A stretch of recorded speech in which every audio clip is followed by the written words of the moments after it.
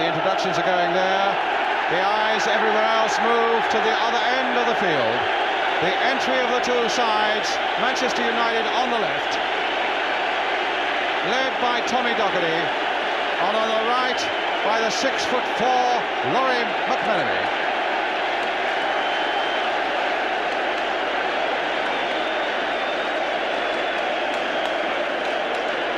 And to those two managers, they must think what a difference a couple of years made. 2 years ago they were both in sides relegated from the first to the second. Tommy Docherty with Manchester United, Laurie McMenemy, Southampton. But what a game of cruel twists it is, and delightful moments too, because they are both now really back in the limelight again. Peter Rodrigues on the right there.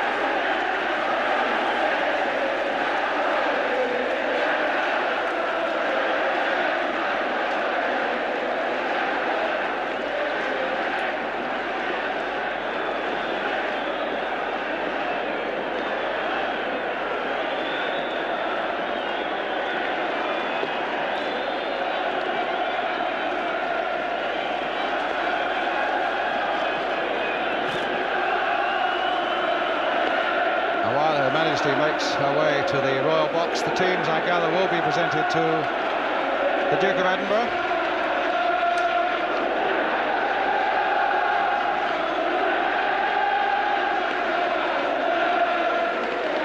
Lou Macari there.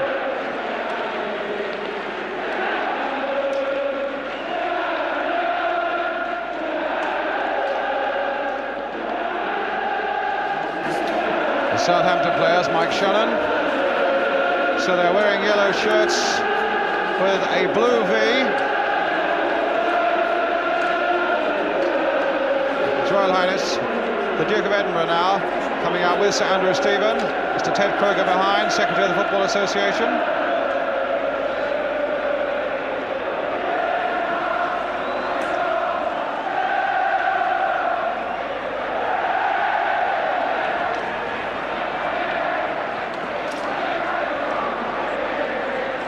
Normally I thought we had the anthems after the introductions of the two teams.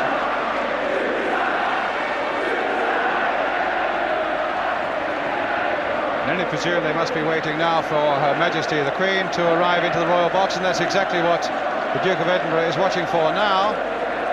Certainly I felt that the normal procedure was that His Majesty is that the teams were presented first and the Royal Anthem, the National Anthem came after that.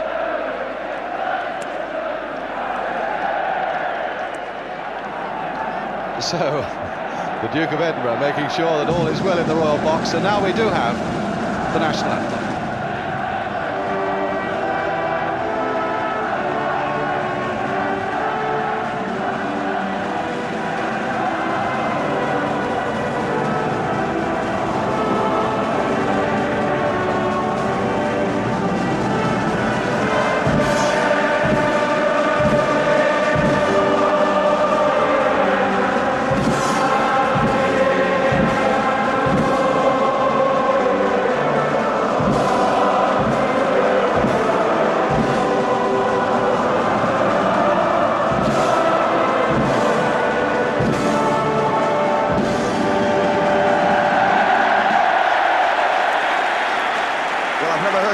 National Anthem sang with more gusto than that, Brian.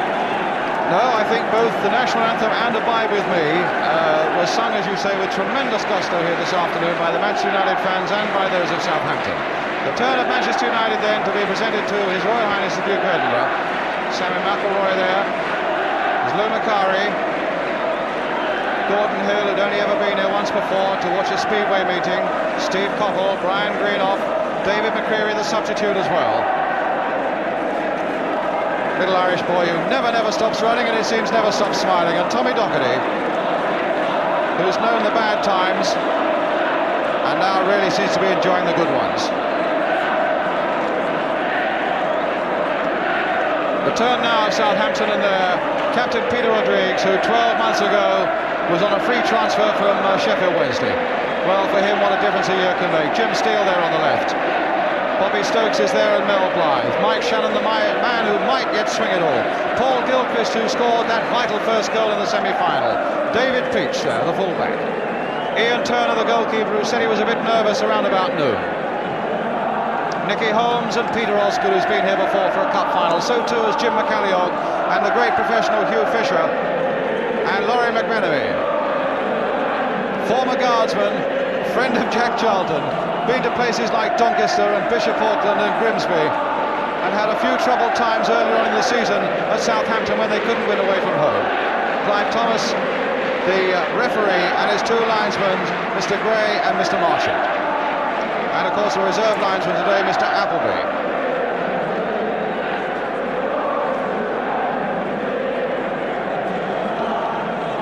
So while His Royal Highness now goes back to the Royal Box to take his seat, both sets of players will be glad indeed that they can at last put all the preliminaries behind them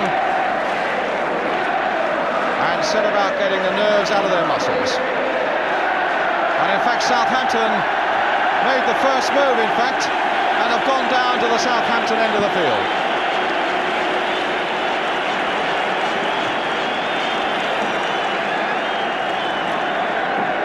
The two teams then, just to give you a last check.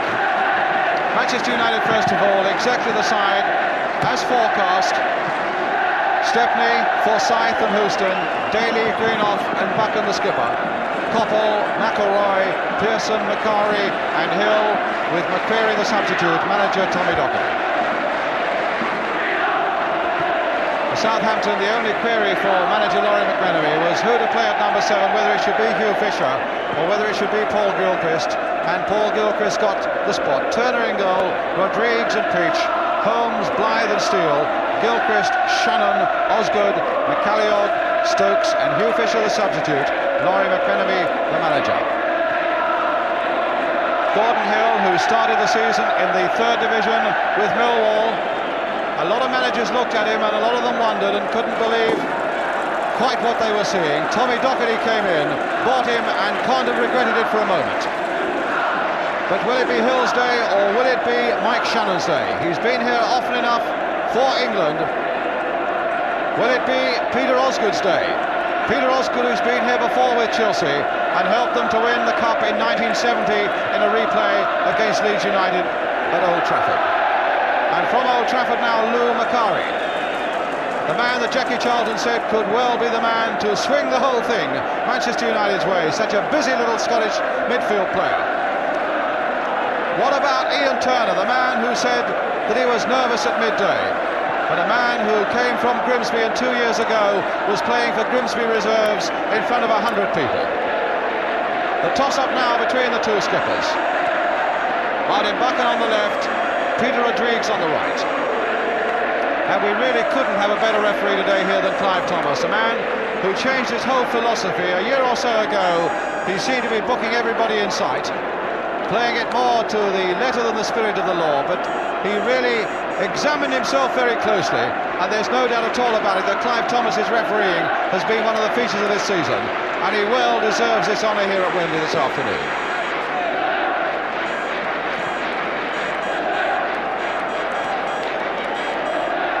So as we get towards the kick-off time, it's a question really as to whether Southampton now can hold on, as Alex Stock of Fulham was saying last night, can fight and scratch and compete and compete and compete for the first 20 minutes to half an hour of this game to keep Manchester United at bay and then to start build something of their own account.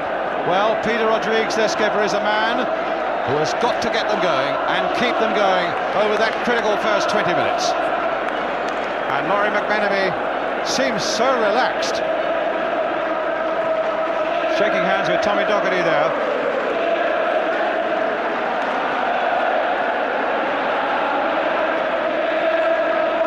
So they are going to suffer a bit on the bench there in the next 90 minutes. The action though is going to come onto the field. And professionals will always say the cup finals are all about players. And it's these 22 players now who are going to have an hour and a half that they may never forget.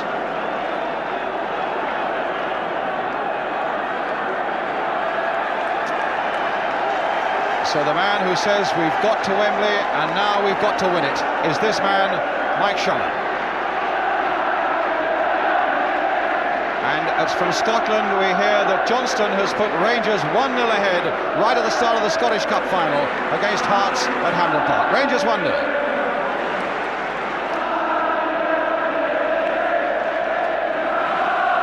So I wonder what Lou Macari is having a word with Clive Thomas about there. Clearing a point of law? I wonder. I look at the watch. 76 Wembley is almost underway. And now it is, as Manchester United attacking the goal to our right, in red shirts and white shorts, black stockings. Get us away with Southampton in those yellow shirts and blue shorts. Here's Peach. Here's Daly. And now with Stuart Houston. Pearson. Steele sticking right close to him.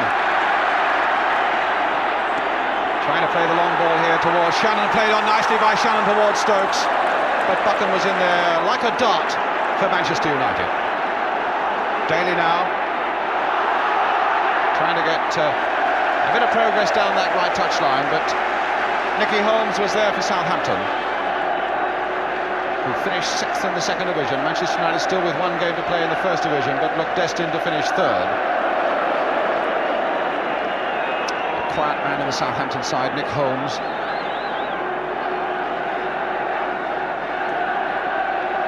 Daly with the throw. Pearson coming towards him. Koppel. That's the shot. Oh, there was a chance there. There really was a chance there, but the whistle had gone. Macari's feet maybe were too high.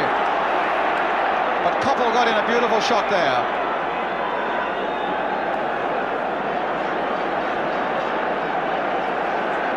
Koppel shot, Turner beating it down. Macari was in there, and his feet were a little high, said Clive Thomas.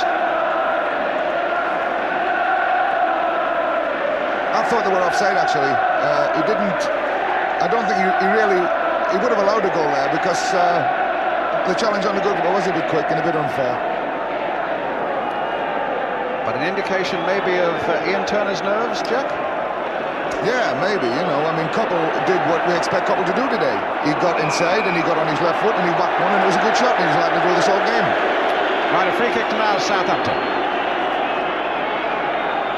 Well, that would have been a disaster if Manchester United, certainly from Southampton's point of view, if Manchester United had whipped one in there. But here's a long ball forward again. Houston jumping underneath that one, Buchan getting it away.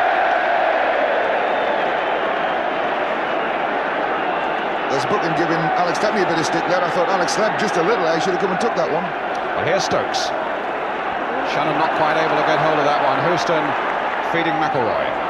Rodrigues nipping in, and so too is Macari. Gordon Hill very deep. Cut out by Rodrigues very neatly. There's McCalliog. Now Macari. There goes Osgood.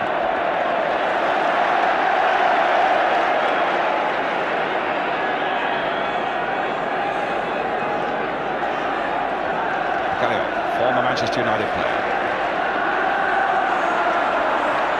Back to Alex Stepney. Forsyth.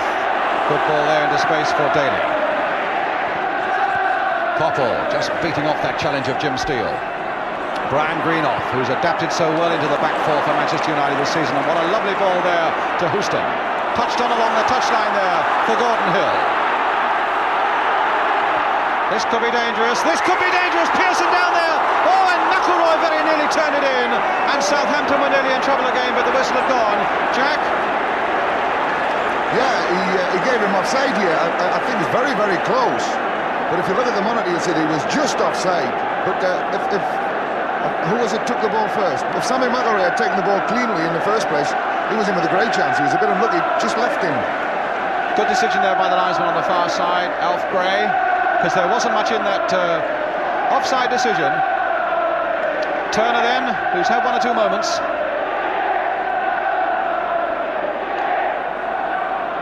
And that must just have a few little worrying moments for Southampton. Just cause one or two little ripples of worry amongst their side that they can be exploited as quickly as that. Pearson. Shielding the ball again from Steele, taking a nice pass back from Koppel. Manchester United on the go again, and offside again, this time against McAvoy. On the two chances they've had there, Brian, the number of people Manchester United have had inside the 6-yard box, never mind the 18-yard box, is phenomenal how they get there and get there so quickly. That ball there that was played offside, the ball really should have gone across field to Gordon Hill, who was completely free and asking for it. And he was ignored. Whether he was seen or not, I don't know. Shannon. Greenoff. Going past McCalliog as though he really wasn't there. Forsyth. Koppel. Looks in good form. Looks very sharp indeed and full of confidence too. Forsyth. Crossed in once more there, nodded on, and this time Turner safely behind it from Macari's header.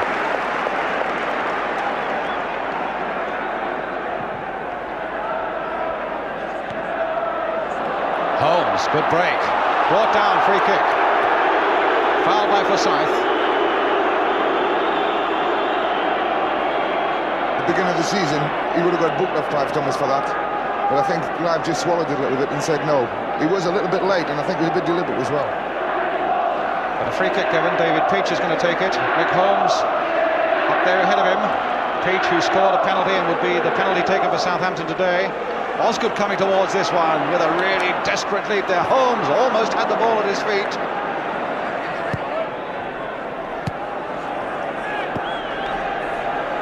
Peach for Southampton. Shannon coming for this one, trying to turn it back again, but that ball will be out of play for a throw to Manchester United. Just over 6 minutes gone, no score.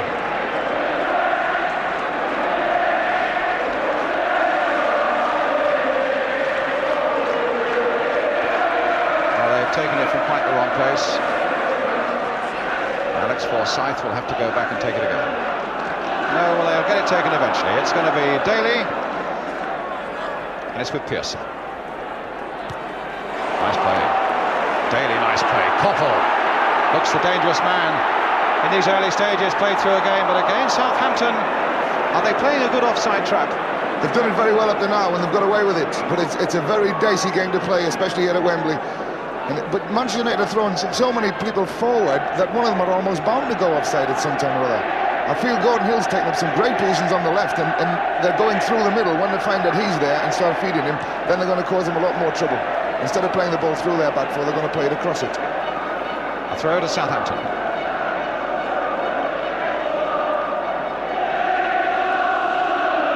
No, it's a throw to Manchester United. Forsyth. Pearson, skillfully kept in, but only to the benefit of Jim Steele. Picking up Paul Gilchrist here for Southampton. Played on for Shannon. Buchan thought about passing it back, but Stokes had got in behind him, and Buchan thought better of it. Sammy McAvoy. Brian Greenoff. Koppel. Peach getting in well there. Timed that challenge beautifully, and here's Osgood. Stokes up with him, offside.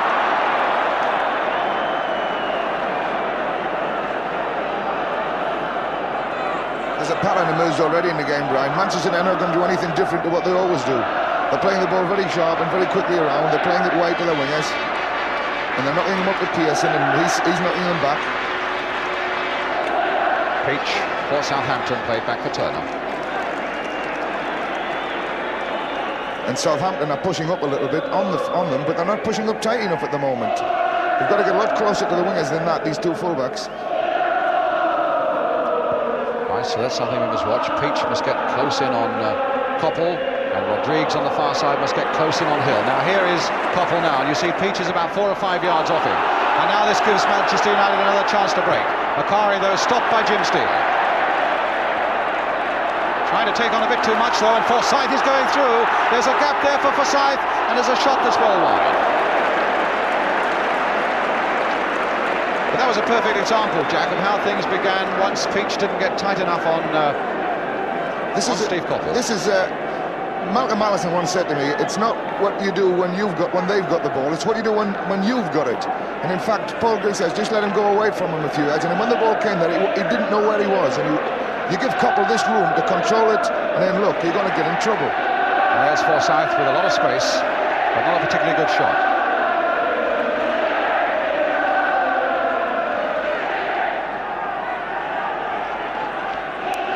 So quite a duty for David Peach, and there's Nicky Holmes.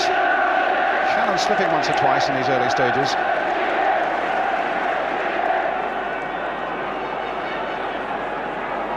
Houston. Offside again, and Pearson a good 3 or 4 yards offside. Play on though, said the referee. Good decision. And now, right at the other end, Mike Shannon caught offside. Well, we've got two sides here playing the offside trap, which, as Jack says, is a dangerous game. But certainly if you play it well, it's a very effective game. It is, but if one thing's going to spoil this cup final, it's going to be exactly this. Because if it's done and done properly the way they're doing it at the moment, they'll stifle all good attacking moves that are starting to build up and happen.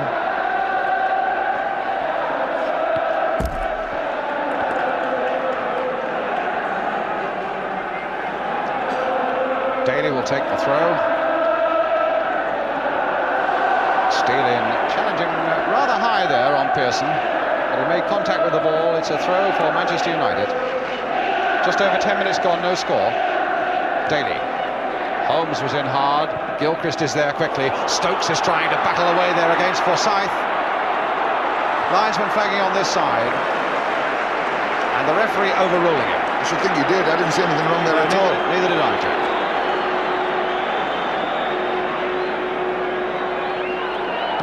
Well, that was a strange throw there by Mike Shannon. He took it very quickly, and McCalliog very nearly picked it up, and it took Green off to whack it behind for a corner. Again, I felt Alex Stepney just slept a little bit on that throw-in. He left Jimmy Green have to run back towards his own touchline to clear a ball that was difficult, not knowing where anyone was behind him. And Alex could see the whole picture and didn't come at all. I'm a bit worried about Alex Stepney at the moment. Here's Peach with the corner for Southampton. And Macari, one of the smallest men, in fact, who got it away. Koppel just dinking it over the head of Holmes. Here's Hill on this side of the field. Long ball there. This time Houston would have been onside. But McCalliog's header got it away. Now it comes to Pearson. Played on again for Hill. Onside, he's all right. Is this number one? No, pushed away there by Turner. Well, that was one occasion when the offside didn't work. Osgood playing it on now for McCalliog. Houston. And Rodriguez going in there, just nicking it inside for Paul Gilchrist. Osgood again. Rodriguez. And McElroy putting it out of play. It's with Osgood. Macari there first. Shannon in hard. Osgood again. Chipped inside again for Nicky Holmes. Played back for Gilchrist. And an offside flag up against Mike Shannon. But again, the referee saying play off with Manchester United in control and in possession. So good work so far by Clive Thomas. He's really keeping this game moving. Long kick there. Steele playing it back. Ever so delicately there to Ian Turner.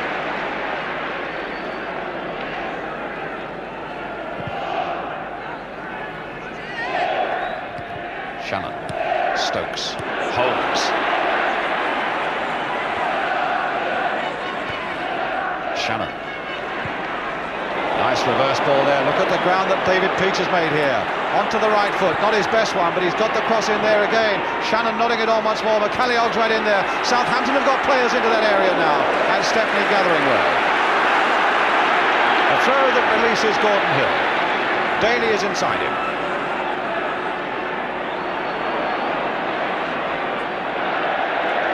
A throw to Manchester United. Well, Southampton looking a little better in the last couple of minutes or so. A nice little move forward there, and Laurie McMenemy, the manager, must have been relieved to see that.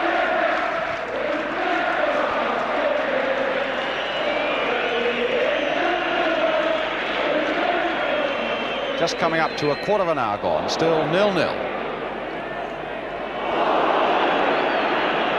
The position that Peter Osgood's taken up is a little bit strange for me. He's always been a midfield player, Peter, but today he's playing up on the right-hand side. I don't know what reason this is for.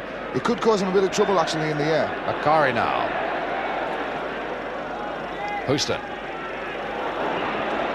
That'll come through to McElroy. Blythe is right behind him, and McCalliog got that away. Here is Osgood. Inside for Gilchrist. Shannon going wide on the right.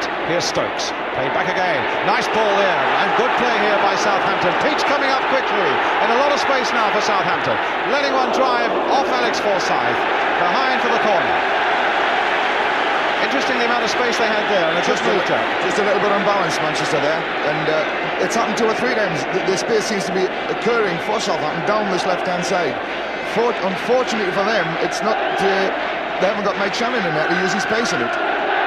Paul Gistraght isn't the paciest of players. Peach with the corner. Osgood there with a header over the top. As I was saying before, Peter Osgood is taking these positions up wide on the right, and he's very good in the air, and if he can get in behind, he's going to cause Manchester a little bit of problem there. Couldn't quite get above it. No, but it was a good header. It could have dropped in the far side as easy as over the bar. Stepney with the kick for Manchester United. And after those early flurries, the game a little more evenly poised. Those early flurries of Manchester United. McCalliog to Osgood. Nobody there. Only Forsyth for Manchester United. Now Steve Coppell. Peach is the man who got the tackle in. He got it in there, Brian, but he was a little bit late again. Still holding off Coppell at 4 or 5 yards.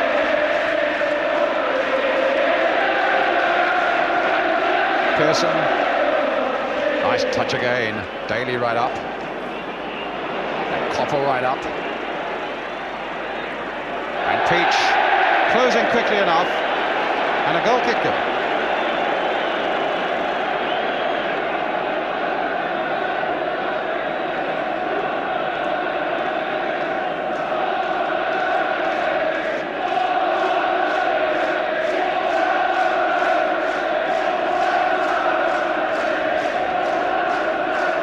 Turner with a kick for Southampton.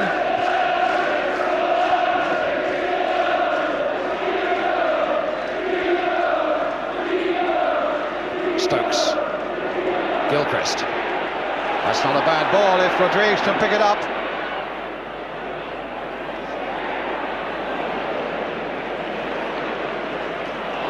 Rodriguez again. And now Macari for Manchester United.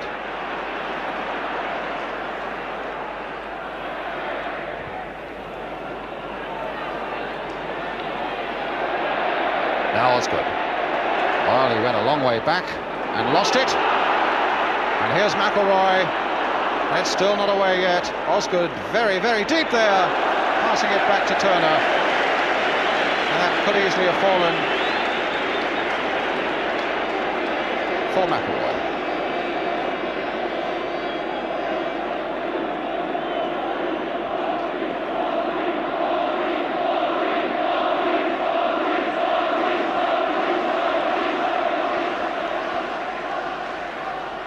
Good jump again by Shannon. Stokes couldn't quite latch onto it. I would imagine we'd see a lot of Stokes feeding off those flicks from Shannon. Gilchrist. McCalliog. Peach.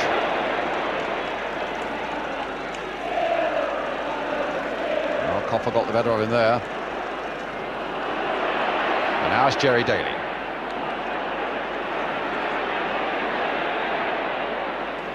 Houston.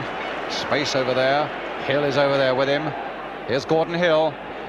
That lovely little left foot coming. Look at the space here for Macari as well. The shot coming across there. I don't think Steele really knew how he got that one away. Houston again.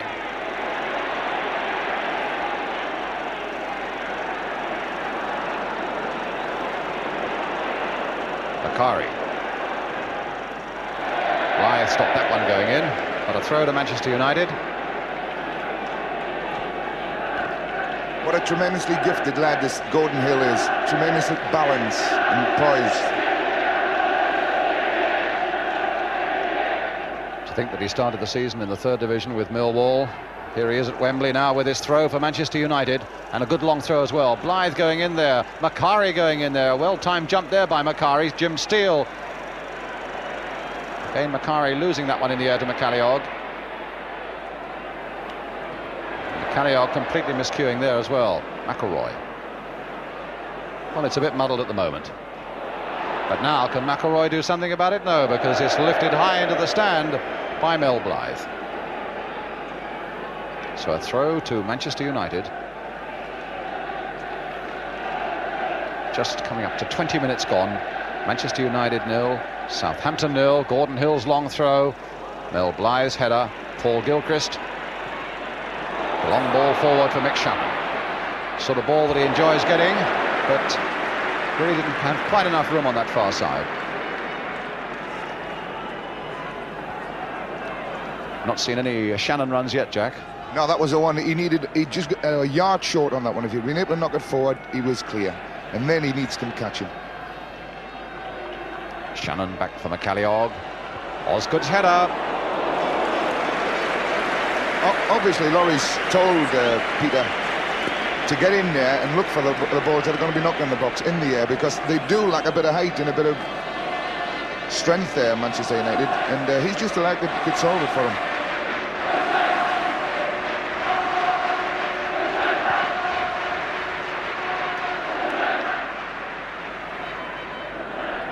And significantly, not quite so much noise from the Manchester United crowd at the moment.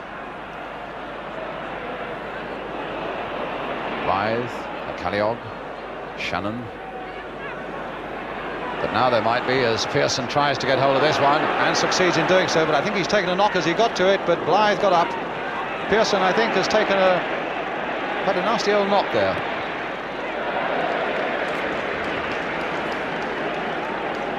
It's that right thigh of his, and it's his first game for something like 3 weeks. That'll be a terrible blow for Manchester United. David McCreary, their substitute, already beginning to warm up as a precaution on the far side. There's David McCreary. But I imagine Stuart Pearson would take an awful lot of persuading to walk off this field, unless he really has to this afternoon. It's Macari at the moment with some delicate skills. Good safe header away, though, by Rodrigues, and Greenoff turning it into touch. A drop kick back from Tommy Doherty.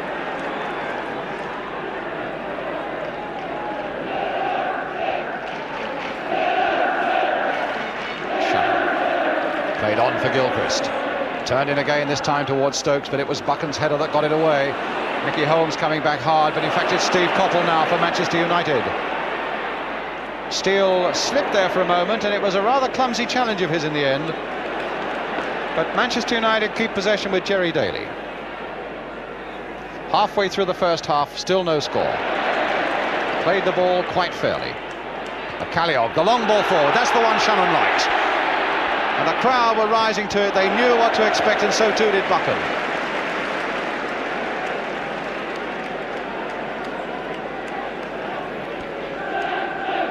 So it'll be a throw to Southampton.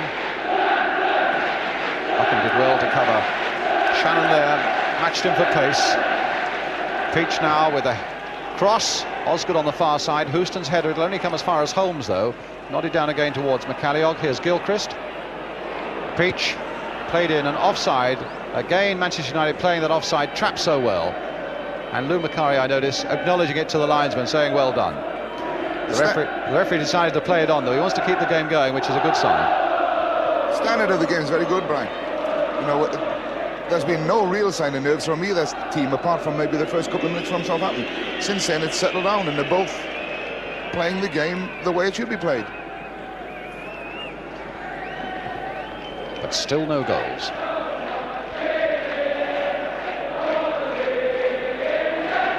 Now Gilchrist. Osgood and Shannon are both in the middle. Stokes is making a run as well. Oh, a little back heel and a little step forward again this time. And Manchester United again coolly getting themselves out of trouble in the end with Greenoff and now Forsyth. Good ball forward now for Daly. Steele taking him down and a free kick. Never quite matched Jerry Daly for pace on that run. It was a foul that was always going to happen, because if Jerry Daly got there first, the other lad was committed, Steele, to trying to get it, and it was going to be a foul anyway. So a free kick. Pearson looks all right. fit again now as Forsyth takes this free kick for Manchester United. McCalliog stabbing it forward there for Shannon, but he didn't have quite enough firmness on it. Greenoff. Houston.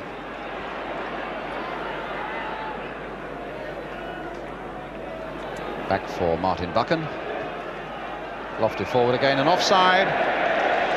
It was McElroy offside there, and he was giving Buchan a bit of stick there, I think, for not maybe releasing the ball a little quicker. Sammy McElroy, all this game up to now, has been the one that's been going into the offside position. He's turning off the back man, as we call it. And you can't get away with this. You've got to go deeper and make your runs from deep.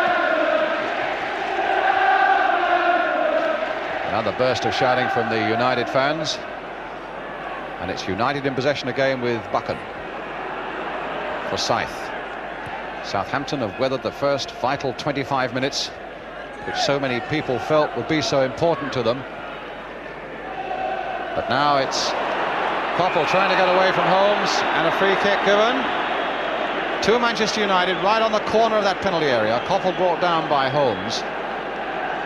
A signal for Greenoff and for Houston to come forward. They've got 2, 4, 6, 7 people, and the free kick about to be taken. That was it. And here's Alex Forsyth with the free kick. Driven low, hit against Shannon. Played for Hill. McCalliog getting it away. Buchan isolated there. Houston in for Buchan.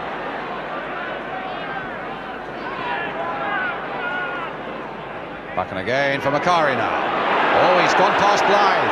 He turns it back there for Daly, and somehow that was knocked away by a combination of defender and goalkeeper. But here's Gordon Hill. A back heel and a beautiful one there for Scythe. Turned in first time, and Gilchrist taking no chances at all.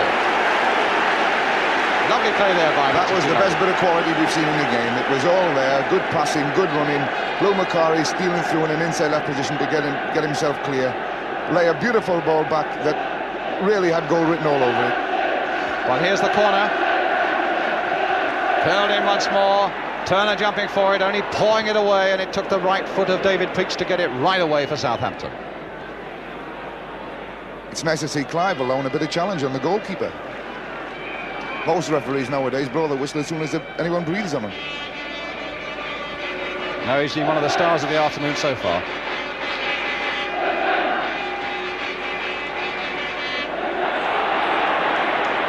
Now it's Shannon. Played for Holmes. Made some good breaks, Holmes. Peach. There's that long cross again. There's Osgood on the far side of it. That's the obvious tactic, as Jack was pointing out.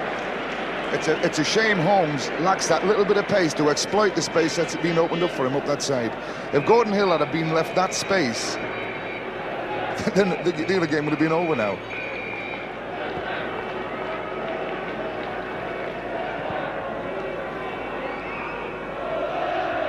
Blythe.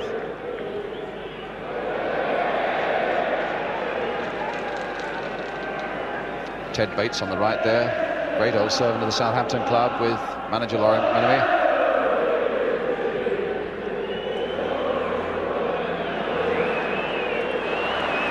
Now another break from United. It's Sammy McElroy. Stopped though by Gilchrist, but only half stopped as Macari picks it up with that short, whippy little stride of his. Here he is again. Flick forward this time for Daly. Here's Koppel. This could be danger. Forsyth going on the outside. Here comes the early ball. Right across the face of that goal, and Hill couldn't quite turn it back. Played 1 or 2 good overlaps, Alex Forsyth. Yeah, he's got into a good position here. I think the ball was intended to be driven a little bit lower than what he did, and it took a deflection which pushed the ball towards the goals. But if you notice, Koppel, Manchester United won't play the ball in behind the fullback. Pearson comes across, has the ball played at him, and then Koppel drops off backwards. The fullback then normally runs into a covering position, and it leaves Koppel to have the ball played to him, and then he can run at the fullback. The fullback, in fact, has got to start sticking with Koppel in spite of the fact that Pearson is in behind him. He's not got to worry about the coverage, he's got to pick him up. Now Hill. Now Houston. The point being that Peach has got to stick close to Koppel, as we said before. Here's Peach now. Showing a lot of confidence there. The right foot isn't his best foot. That was a half volley of what? 35 yards straight back to his goalkeeper.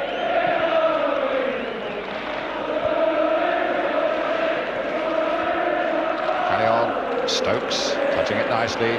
Here's Holmes, as Jack says, lacking just that half a yard of pace to get away. Now McCalliog, chance really, and to line everything up and indeed to call people towards him and then really make quite a hash of it. Been here for a cup final before, 10 years ago for Sheffield Wednesday, when they lost to Everton.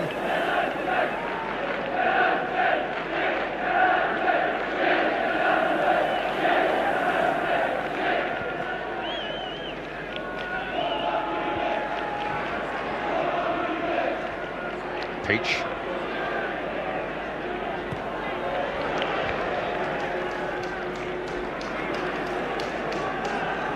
Half an hour gone, Manchester United 0, Southampton 0. We haven't had the early goal in, Brian. No, we've had the 30 minutes that Southampton we felt would need to hold Manchester United. That's gone by, and so far no disasters for the underdogs. But here come Manchester United again through their skipper Martin Buchan, but it was Mike Shannon right back to turn it back to his goalkeeper Ian Turner.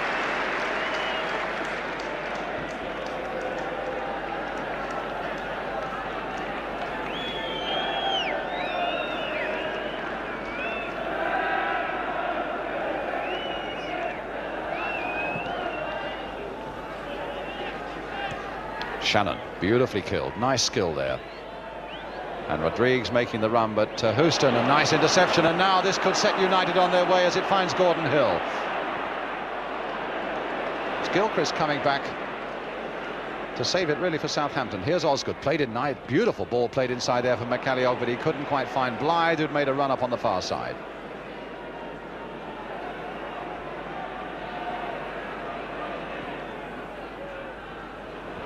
Still Southampton with Bobby Stokes now. Here's Shannon. Oh, and it might come to him again. It might come to Osgood again. It might still come to Osgood. Trying to turn it, but the whistle had gone. Well, a few peppery moments there for Manchester United. The ball just didn't come clean to him. It went to Shannon first, didn't come clean to him, and it went to Osgood and didn't go clean to him either. And you know what would have happened if it had? Oh yeah, well Peter, especially in that position, he doesn't miss him. Koppel now. Peach sticking a bit closer that time. Daly with Manchester United's throw. Pearson. Daly. Oh, this looks dangerous. Oh, and he's curled right across there. Rodriguez. Oh, and it must have seemed an eternity before Turner got there to get on the ball before Gordon Hill came in. I bet Peter thought he had done it all wrong there. But it's McCalliog now for Southampton. The long ball forward, exactly right for Shannon. Oh, and he very nearly made it. Mike Shannon there, he cannot believe that didn't go to the back of the net because that caught Alex Stepney's boot. From behind we see it. There we are, just catching Stepney's left boot.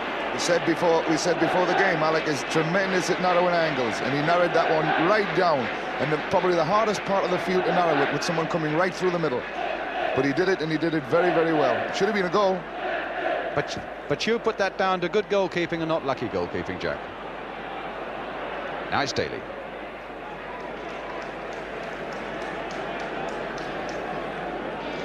Well, Shannon, that really was one of the classic Shannon breaks. It didn't really bounce quite the way he wanted to bounce, but then in the end, at least enabled him to get a shot in. I thought he had the time, Brian, and he didn't do it very well. Pearson, Daly. And now Forsyth. And now Daly. Here's Forsyth again. Jerry Daly. Forsyth. Doing a little bit of hustling here, Southampton, but the ball eventually goes in there over the heads of them all. Goal kick. I think my man of the match up to now has been Jerry Daly, in fact. He's had a really good game. He's supported everything, he's worked at the back, and he's got into some good positions inside their box for through balls and things, and he's really looked a good player. And he cost £12,000 when he came to Manchester United from Bohemians, the Republic of Ireland side. Tremendous player. Rodrigues, the long ball forward. Buchan's header away. Gilchrist, in fact, obstructed by the referee.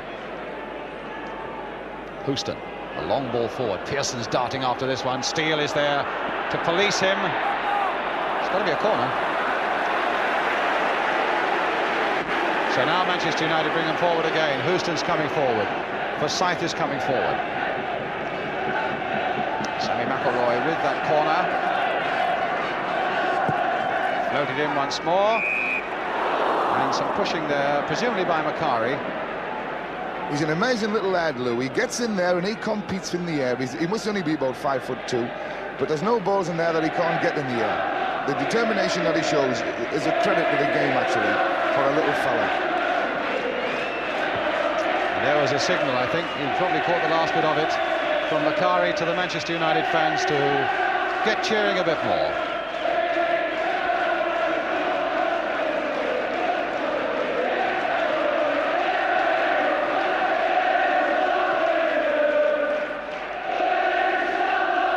Shannon's header. Steele getting that one away from McElroy's header. Green off. Gilchrist. Stokes. McCalliog. On this side is Peach if he can reach him. Playing it safely back to Ian Turner, the goalkeeper.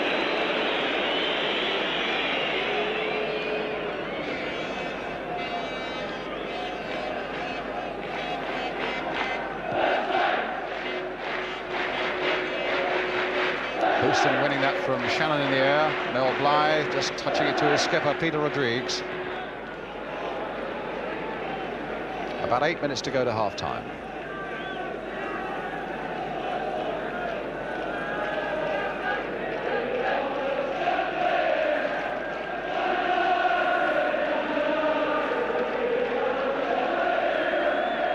Osgood. McCalliog. Now, has Gilchrist got a bit of pace here?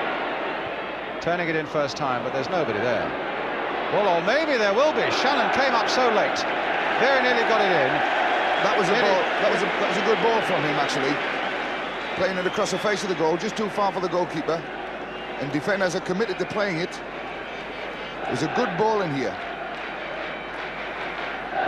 If anyone had been cutting the line of that ball, that was a goal. Here comes the corner.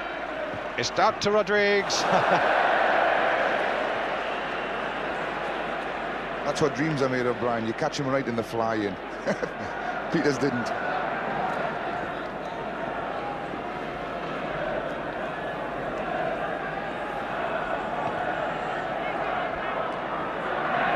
Martin Buchan. Stuart Houston.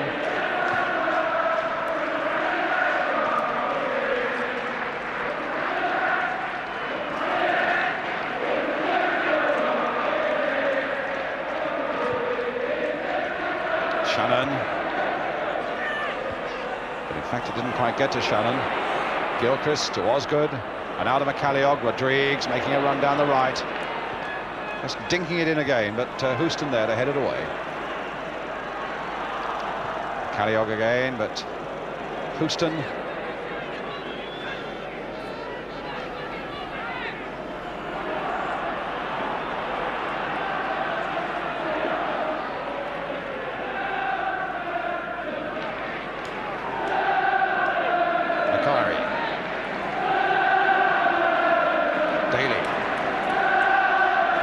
Topple. Past Peach. Shannon's the next man he's got to take on. And Shannon... Good piece of timing. Daly nicking that in first time. Pearson with the header. McElroy's right in there too. Gilchrist only getting it half away. Here's Forsyth. Macari. Forsyth. Chipped in once more towards Gordon Hill. Peach. Played to Shannon with a good deal of confidence. Shannon for Osgood. A touch back this time for McCallion. No, that'll never, ever reach Bobby Stokes. Instead, it's with Martin Buchan. And now United have got everybody bar Alex Stepney in the Southampton half of the field. Linesman flagging for a free kick to Manchester United. The referee agreeing. 5 minutes to go to half-time. Stuart Houston with the kick for Manchester United. Played short to Gordon Hill. Played back, just look at the pace, or the space rather, there for Houston, although he couldn't quite reach it. Are you as confident about Manchester United winning as you were before the start? Yes, I am. They've only had one moment of anxiety at the back, really, and that was when Mike Shannon got clear. The rest of the time, it's been Manchester United have looked like they could score really at any time. They've had some good chances, got some good positions, and the ball just hasn't gone for them correctly yet. But I still go along with Manchester United. They still got the quality in this game at the moment.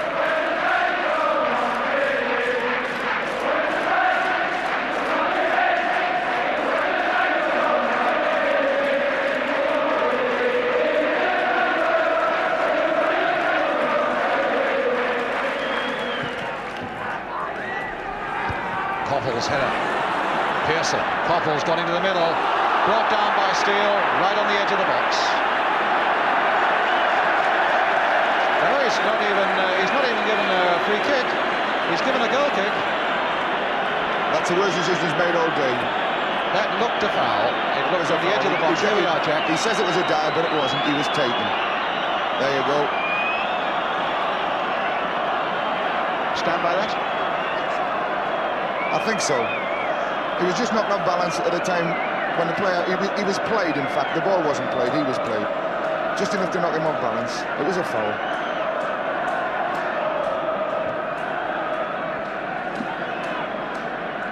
Gilchrist header. Osgood.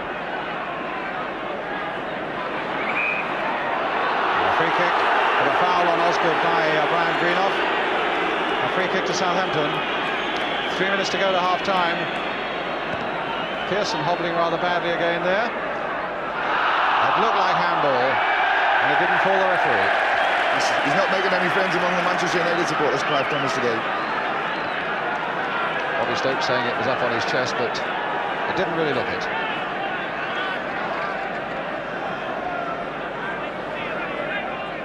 And Pearson still in a bit of trouble there, Jack.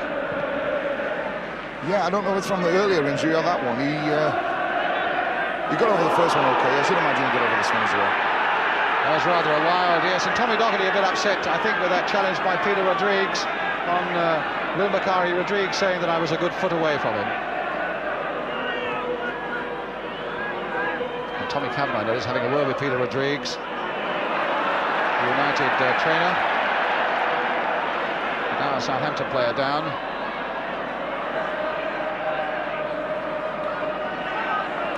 Macari, offside.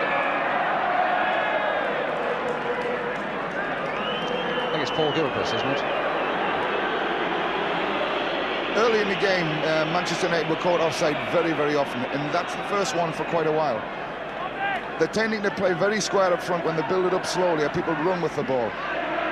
When they played it wide, it would look different class when they played it wide to the wingers and let them have a go. Well, that pass by Shannon, miscued badly there, straight to Coppell.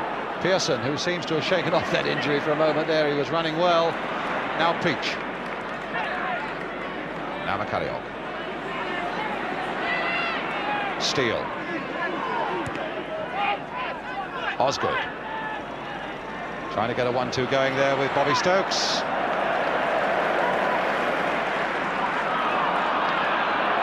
Last minute of the first half. As Gordon Hill hits the long ball forward there for Pearson. Jim Steele again is there for Southampton. Here's Nicky Holmes. Rodrigues just touching it again for Holmes. Gilchrist. McCallion. Peach. Again hit towards Gilchrist this time. Osgood, or rather Shannon, was on the far side. Here's McCallion. My goodness, he drove that one, but he drove it straight at a United defender. And a chance now for a counter break from Manchester United. Coppell now. Again past Peach. Jones covering in behind him. Steele in behind Holmes. Brought down this time, and it is a free kick.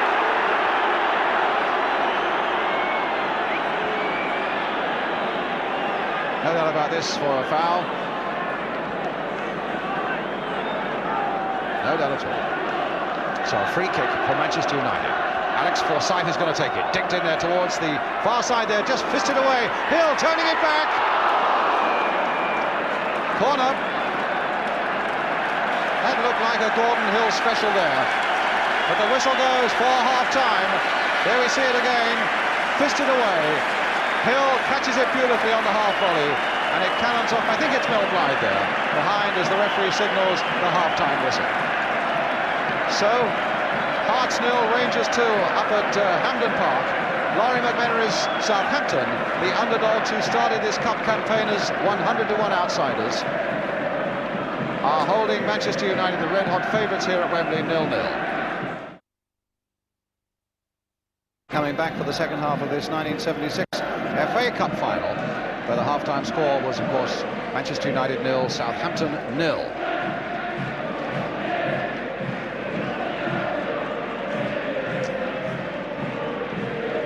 Alex Stepney there, who made that one very good save from Mike Shannon, giving the benefit of his considerable experience to Gordon Hill. Alex Stepney, who's been 10 years at Old Trafford now. He joined them from Chelsea. In fact, I suppose if you can pin one save down to his name, it's a save he made in this stadium when Manchester United won the European Cup final in 1968. A tremendous save from Alex Stepney from the shooting of Eusebio of Benfica. Well, he saved well from Mike Shannon there in the first half. What we've got to look out for, obviously, is, as Don Revie was saying at half-time, to see whether Southampton go on attacking Manchester United, which is a very bold gamble indeed.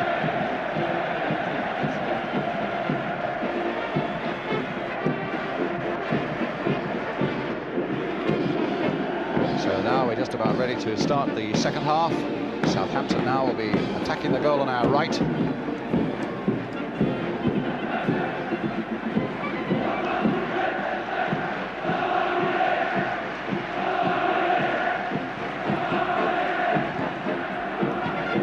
Tommy Doherty back, Laurie McMenaly behind him.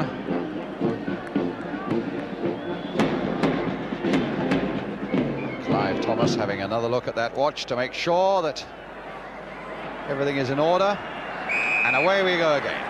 0-0. And I fancy we might have a pretty dramatic 45 minutes awaiting us now as Osgood finds Nicky Holmes.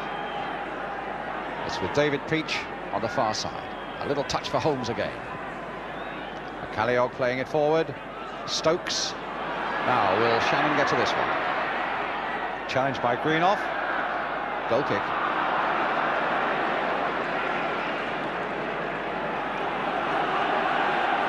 Forsyth to Coppell. Forsyth.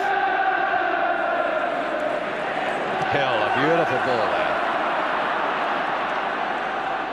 Gilchrist holding off just a moment. Nicking it through there for Pearson. Played on now towards McElroy. Houston backing up well. A slight misunderstanding there, allowing Bobby Stokes to get in even at the expense of a corner. United now playing towards their own supporters. Bakari coming up, Osgood going back. Corner going in, Houston didn't quite get a touch to it. It's with Jerry Daly now. Alex Forsyth to Brian Greenoff. Went up for the corner and has stayed up there. Coppell getting that cross in, but way behind the Southampton goal, and the goal kick to Southampton.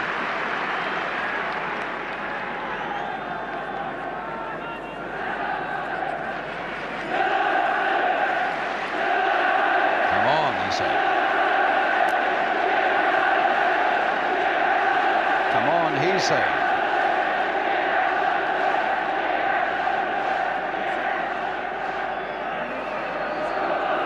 Turner with Southampton's kick.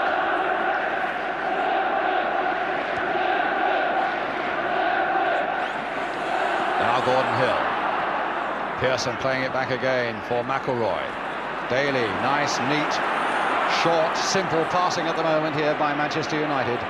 Koppel on the far side, good run again by Daly. Now he's turned inside. Forsyth again with that cross hit low. Koppel picking it up again. Rodriguez coming in and committing himself, and Shannon coming in behind him. Jack. A part of Manchester's game this season has been getting the ball around about the edge of the box and then hitting him across the face of the goal with a lot of pace on. And they haven't done a lot of it this time. And suddenly at the beginning of this half, the first ball they get to put in, the fellow whacks it across and in among a lot of people. Probably Tommy said to them, you know, this is what you need to do, because you're not going to get anything in the air off this lot. And he's probably right.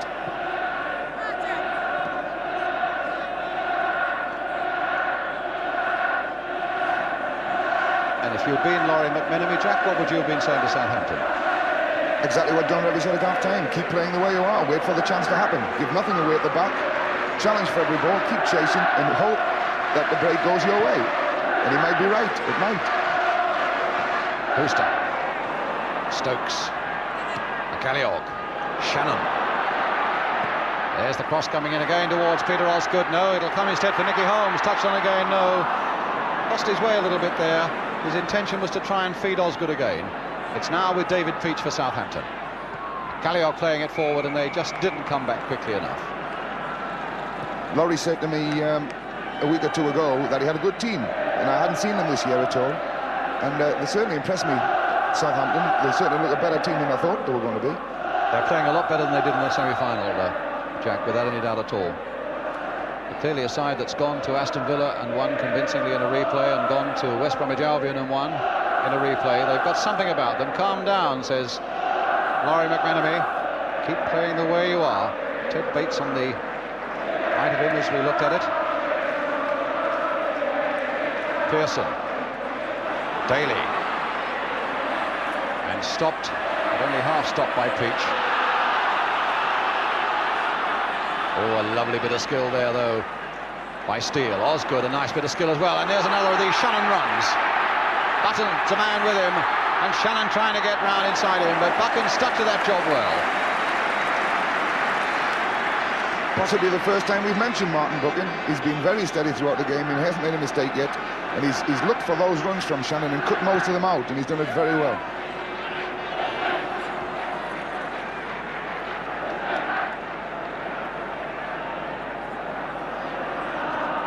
You get a feeling, you know, with this Manchester side at the moment, that unless they score soon, a little bit of their confidence could go.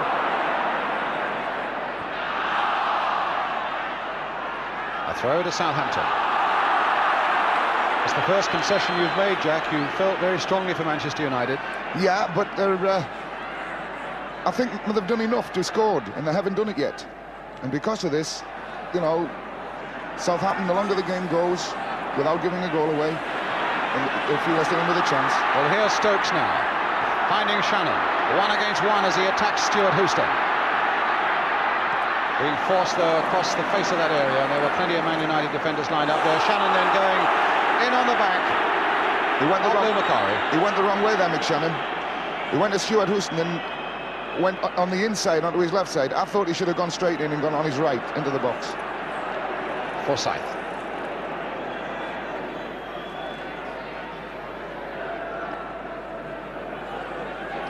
Now Koppel. Pearson. Daly. Akari. Koppel. Breaking into the middle there for a moment. Daly again. Seems to be everywhere. Well, I don't think he intended that, but it found Macari.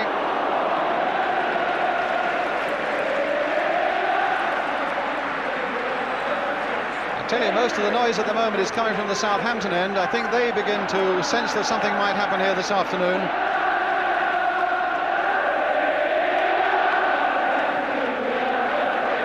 That tells its own story.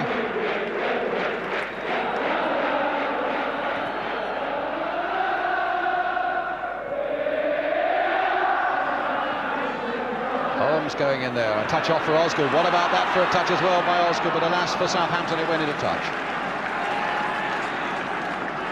I think Laurie must have had a word with Peter Osgood at half-time about his work rate. It wasn't very good in the first half. He was taking up some good positions, but not much work. This half, he seems to have stirred himself a little bit, and he's starting to move around and take up different positions and get involved around the ball a little bit more. Well, he couldn't have a better opportunity than here today to justify the money that's been spent on him. Nearly £300,000. A free kick now to Manchester United, though.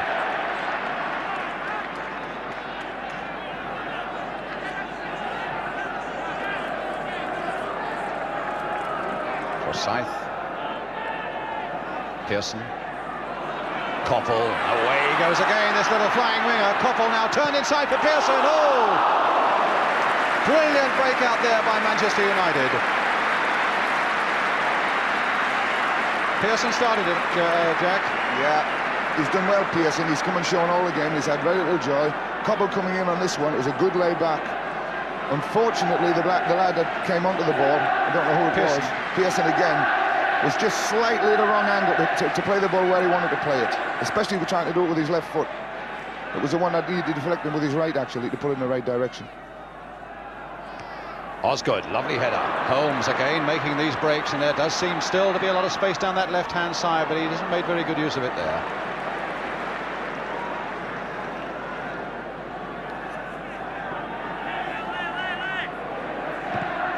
Going up towards Pearson again.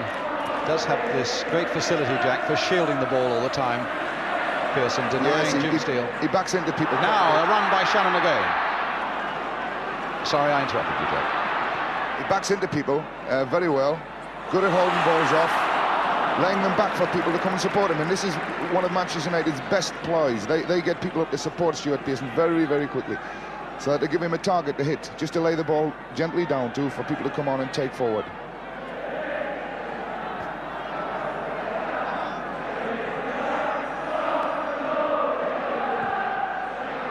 Osgood again. Calliogue's up there. Macari right back. Ball still in play. Osgood can't believe it. Linesman was beautifully placed, as indeed he should be. And Daly now sweeping it to this side of the field for Houston. Forward for McElroy. Quietish game Sammy McElroy's had. But now it's with Shannon. Trying to get Rodriguez going. Ball still in play again, says the linesman on this side, Mr. Gray.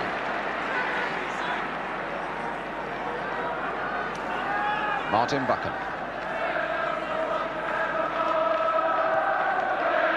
Macari.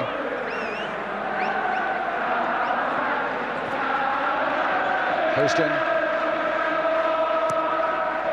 Trying to play it forward again, but Blythe was there for Southampton. Oh, that was a rather crude challenge there, I thought, by Stokes on Macari. Forsyth.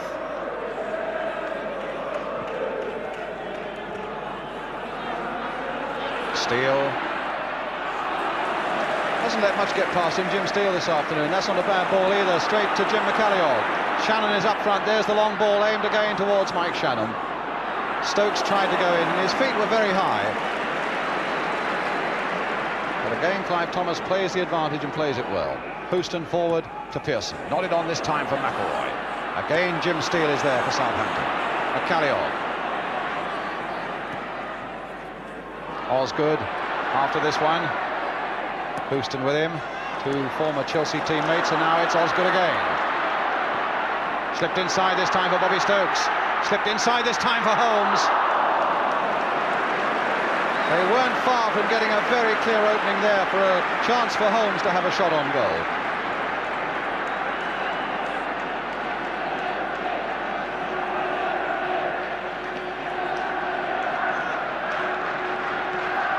At this stage, Brian, I wouldn't put money on it either way.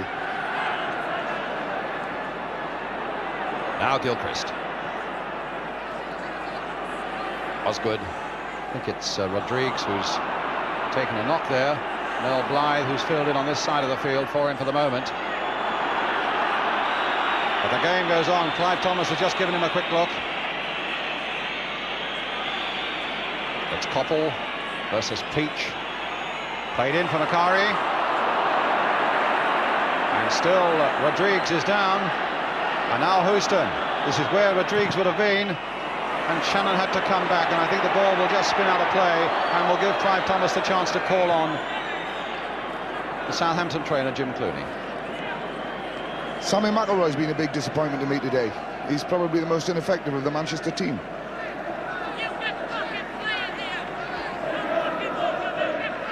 Oh, somebody putting some boots on there. Hugh Fisher, by the look of it. The substitute.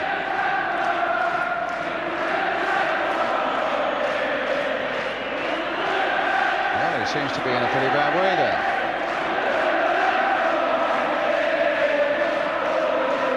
Just behind the left ear, he's caught a clout.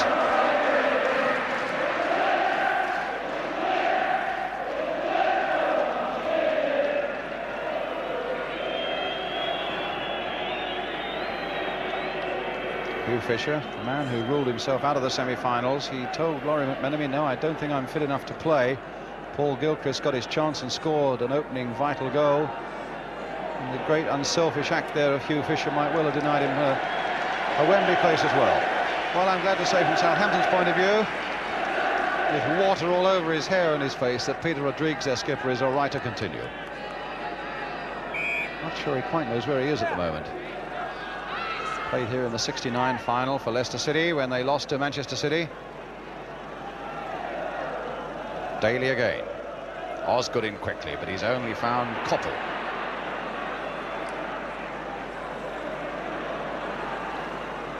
Holmes touching it away there towards Stokes. Brian Greenough got that back in though. Macari being forced out. Here's Houston. Curled in once more. This might come yet. Steele has fallen, and somehow he's got it away. Brian Greenough right in there, and in the end, it was McCalliog who put it behind for the corner. I think everyone stopped for a handball there. They thought it was a handball, but it wasn't. I tell you now what, it cost them dear. Rodrigues is still in trouble too at that. You can probably see on the left-hand side there, it's still crouching down, but there's the ball going in across the face of the goal. Nodded down against the crossbar there by Sammy McIlroy, the nearest we've had to a goal. Here we come again. Nodded backward now. Watch McIlroy against the crossbar. Rodrigues falling to the ground.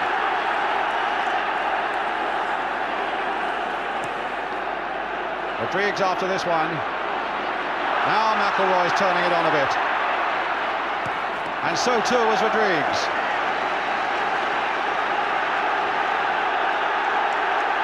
The flags are out from Old Trafford now.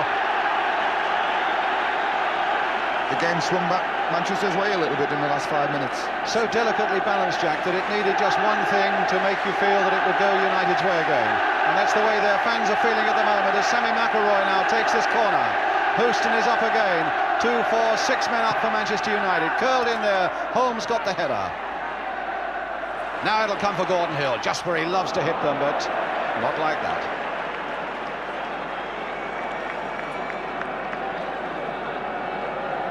I think a lot of managers who've looked at Gordon Hill before he signed for Manchester United were impressed by a lot of things, but not by his finishing, his ability to finish powerfully. And he's done a lot of good finishing this season, but that was way, way off the mark there.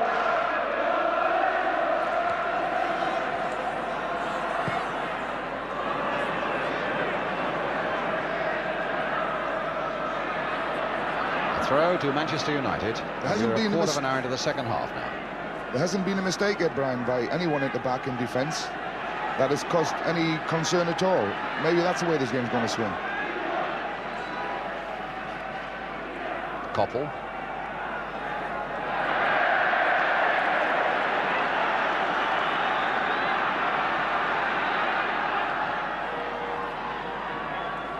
Well, Peach gave that one away to Koppel.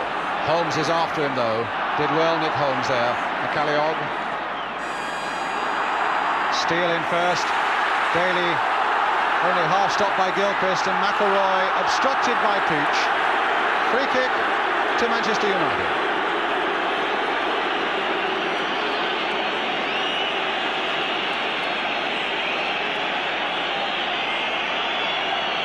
There we are, a wide shot there of that whole area. The red shirts coming forward in some numbers now.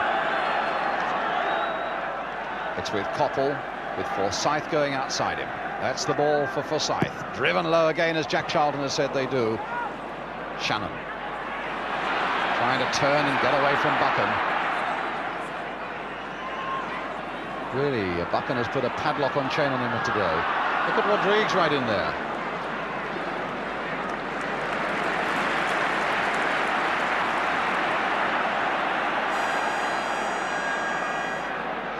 Well, Manchester United overall have got the younger legs. It's a very experienced Southampton side with a few veterans in it. And I wonder, the longer this game goes on, just how well they'll be able to withstand this pace.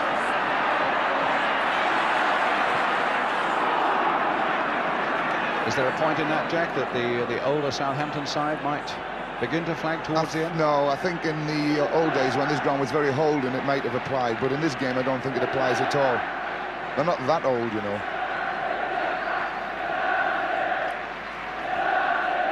Throw to Manchester United. Here's Pearson again shielding that ball from Steele. Just a little touch that finds Koppel. Crossed in towards McElroy, stopped beautifully there by Blythe.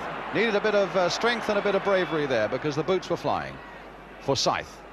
Oh, he's given that away to Stokes. On for Shannon, on for Osgood. Shannon again. Chipped in there now for Rodrigues. Hit first time when he had so much time. The pain there on the face of the Southampton skipper, Peter Rodrigues. Why on earth did he take such a quick pot at goal? He didn't have a lot of time, actually, Brian. If you look closely here, the ball come to him. If he stops it, he's going to be closed up very, very quickly. It was the one that he had to hit and hit well. And he didn't. I stand corrected.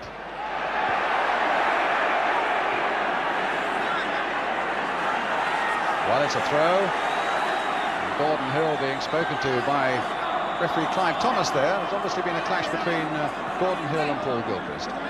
Paul Gilchrist, in fact, has marked Gordon Hill for most of the game, and Rodrigues has been left free at the back. I think with the idea that he could come forward now and again when he felt like it. Akari's ball to Koppel. Jerry Daly. Forsyth. Greenoff coming up, and look at the space there for him. Slip forward again. Might be it, but it's not, as Blythe hooked that one away to Shannon. Here's Stokes. Shannon's outside him. That's the ball. Calliogue's inside him. And that's the ball. Back for Shannon again. Back for Shannon again. Hit! Brilliant piece of play by Shannon. He even got a bit of curl on that as well, but it was just a yard too high. Jack.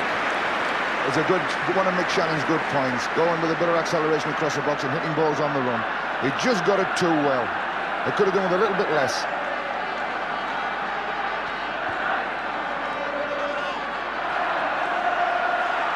So a throw to Southampton, and they're bringing McCreary on. So David McCreary, a man who never stops running, will be on in a moment for Manchester United. Who do you think they'll take off, Jack? Strangely enough, I think it'll be Gordon Hill. Yes, indeed. You can see Tommy Kavanagh with the number 11 there alongside. Well, I didn't see that, actually, so it was a good guess. Good work, Jack.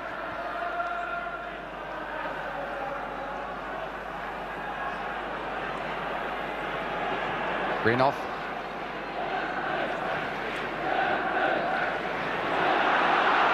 Now McCalliogue. Shannon up ahead of him. And Houston just getting in before Bobby Stokes. Here's Peach. I don't know really why they're bringing Gordon Hill off and putting and bringing what do you call him? McCreary on. I can't see any sense in it really. Tommy's usually employed this play late on in games, but I don't think it's going to change the pattern very much, and I think it's going to take a little bit away from Manchester United's attacking possibilities. I think I would have brought Sammy McElroy off first. But it's Gordon Hill who goes, and it's David McCreary who's on. And the first sign maybe that there is a little bit of concern on that Manchester United bench. But something has got to be done. Gilchrist now going for this one. Challenging hard, but losing it in the end to McElroy, and here's Houston. McElroy. First touch for McCreary.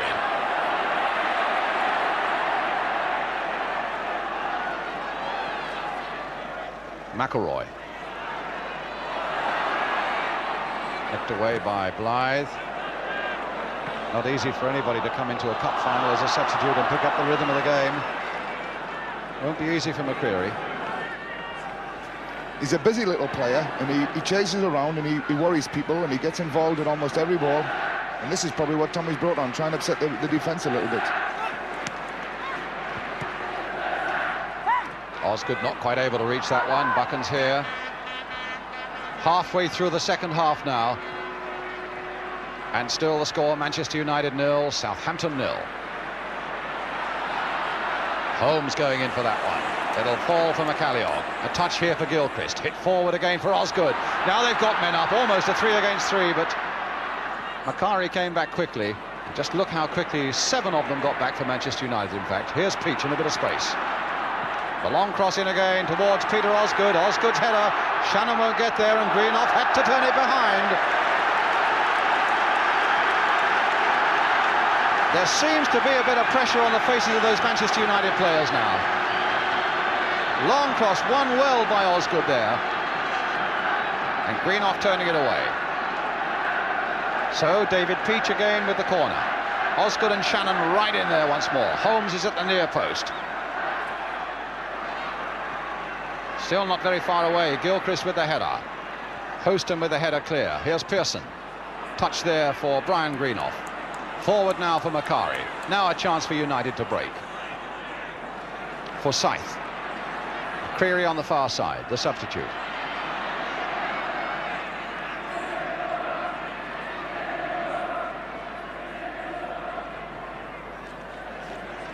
It's been a good, hard-fought cup finalist, Brian, up to now.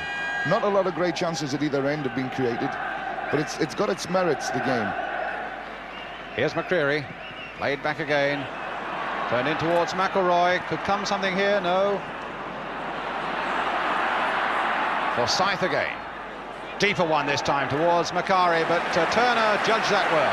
And a nice little throw out here for Stokes. On for McCalliog. Sold a good dummy there on McElroy. Shannon. Not a good return pass there by McCalliog, but here's Shannon again. Trying to get a 1-2 going there. And that time Buchan forced to concede the corner. Tight, skillful little 1-2 there between Shannon and Stokes. And it's brought Southampton this corner with 20 minutes of normal time to go. If it's still all square, obviously at 90 minutes, we get 30 minutes of extra time. Jim McCalliog then with the corner for Southampton.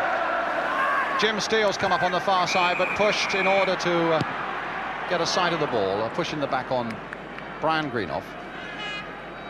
Jack? The game's swinging one way and then the other way. It's Southampton on top, and then it's Manchester on top, and there's very little happening really in midfield, but there's not a lot of goal chances happening in either end. It's a funny sort of game, played more or less across the three-quarter area rather than either in the goal mouths or in the middle of the field.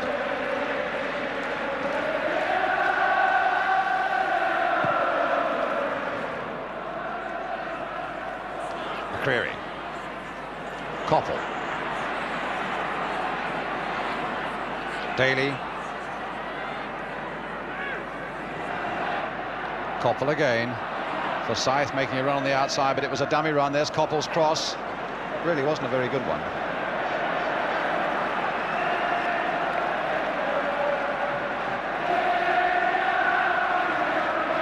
Gilchrist. A throw given to Manchester United. Lou Macari patiently waits for it.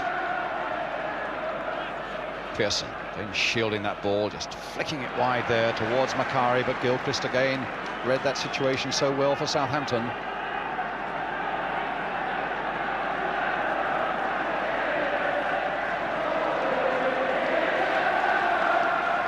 Stuart Houston with the throw. Pearson taking it on his chest and turning. But Rodrigues finding Shannon. Obstruction and a free kick. Clive Thomas indicating there was a pull on Shannon's shirt.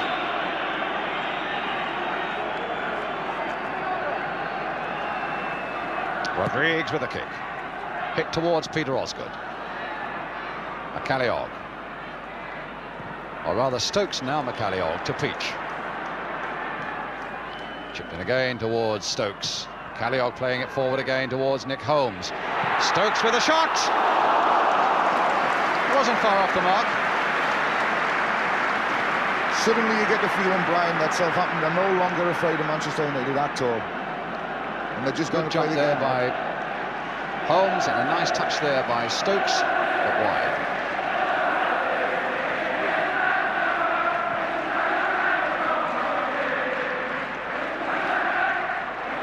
Holmes again winning that ball. Coppell, past Peach, McCreary, a touch for Coppell again. Two Southampton players converging on him though, and it's Bobby Stokes with a touch to find Nick Holmes, and a throw to Manchester United.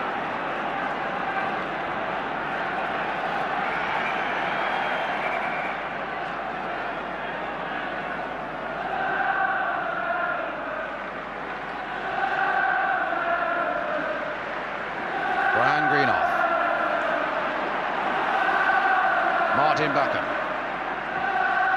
Played forward again there towards McCreary, but Peach read that well.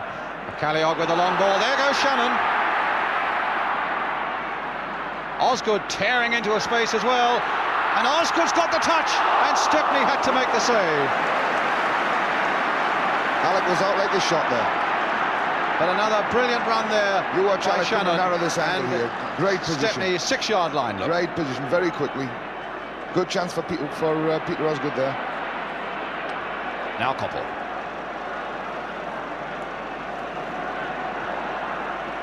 Forsyth. Stopped by Jim Steele. The long ball forward. Trying to bypass all that Manchester United midfield and find Osgood or Shannon, but it was a bit too long. Houston forward this time for McCreary. What a lovely dummy there, but look again how well Steele is covering in behind. Oh, but he's given that one away. But Blythe played it well. They've combined very well, Steele and Blythe. They've covered well for each other this afternoon. There's the long ball from McCalliog, but it's out of play. Jackie, Steele and Blythe. They've done excellently. That was probably the first mistake that either one of the two back have made, and he nearly cost them dear, because if the ball from little McCleary had been a little bit more pace on it, they could have been in real trouble. But they've done a magnificent job today, these two. Now it's Brian Greenough for Manchester United. Pearson. Peach again in. Very positive play there by the Southampton fullback. Forsyth to Macari.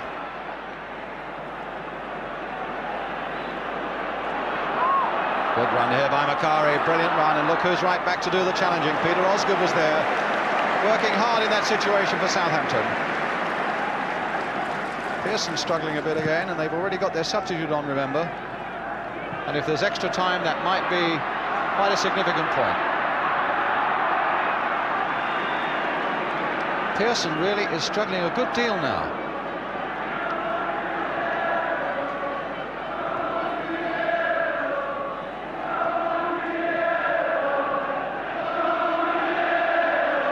Inside the last quarter of an hour, we really get now towards the heartbreak time, because anybody knows that one mistake that they made is going to be very hard to cover it up and to recover from it. But here's Pearson again.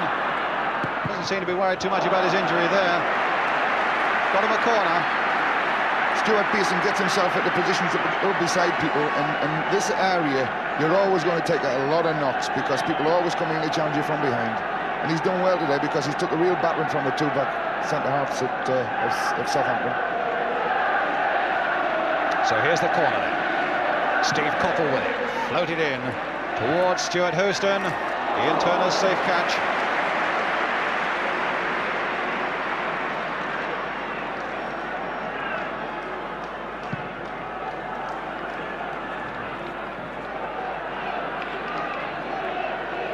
Forsyth, that's cut out very neatly by Rodriguez. Here's Osgood. Gilchrist telling him where he wants it, but it was played just a little too much weight on it. Ockham playing it sideways here for Houston.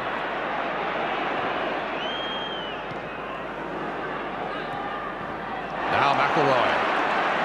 Nice little turn of speed and a jinking run, but Blythe with plenty of time to turn and recover and play it back.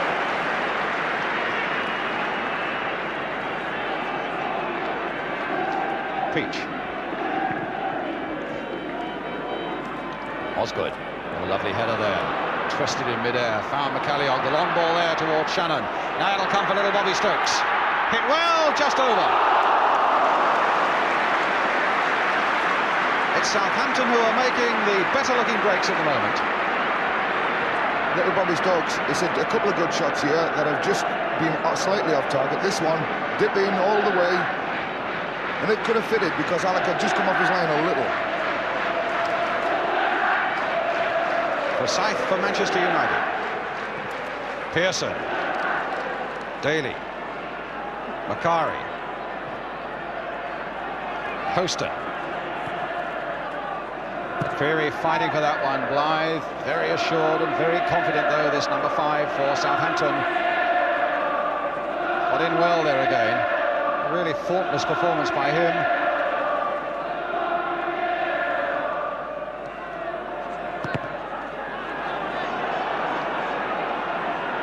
Nice wink from Mike Shannon, showing that there are not too many nerves as far as he's concerned, although with 12 minutes to go, it would be a terrible moment to lose a cup final.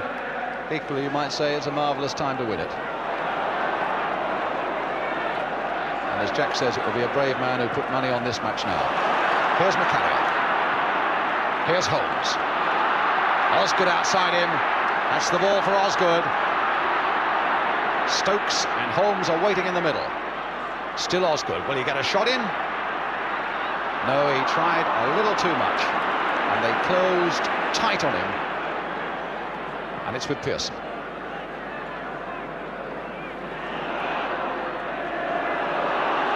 Jerry Daly. Macari.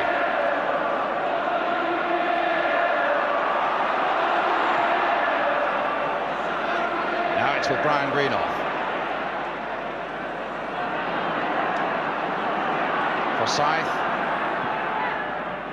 McCreary. Corner. Sometimes you think Manchester United's game is just a little bit too short all the time. They play very few balls over any distance. And maybe it's something that's lacking in their play at the moment. You feel that they could open the play out a little bit more. Here's Cottle with the corner. Pearson with the header, and Osgood. Well, that looked for a moment as though that was going dangerously near his own goal. So it's another corner. This time Sammy McElroy is going to take it. Manchester United with 2, 4, 5, 6 men in that Southampton penalty area.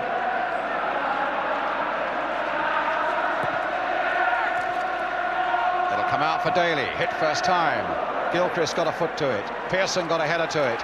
It's still not away yet by any means. McCreary bravely went in there, and Blythe in the end got it away towards Shannon. A touchdown now for McCalliog. A chance maybe for him to release Holmes on this side. Shannon on that far touchline. Played this time for Gilchrist. Stokes has made a brilliant run. Here he is. But Buchan is guarding him. Gilchrist, he spotted Osgood on the far side there, and Osgood headed it in, but Forsyth got it away. Again, McCreary in first. He seems to have no nerves whatsoever. Doesn't matter to him if the boots are flying all over the place. He goes diving in there. Rangers now leading by 3 goals to 0 in the Scottish Cup final against Hearts. Johnston having scored his second goal.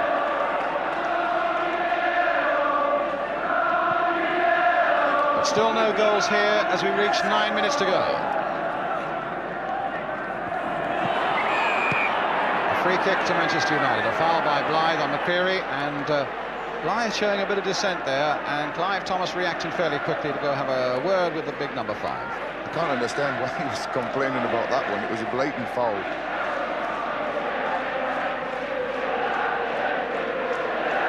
So Southampton push back again as Greenoff hits a long ball, but they get a goal kick and a bit of relief.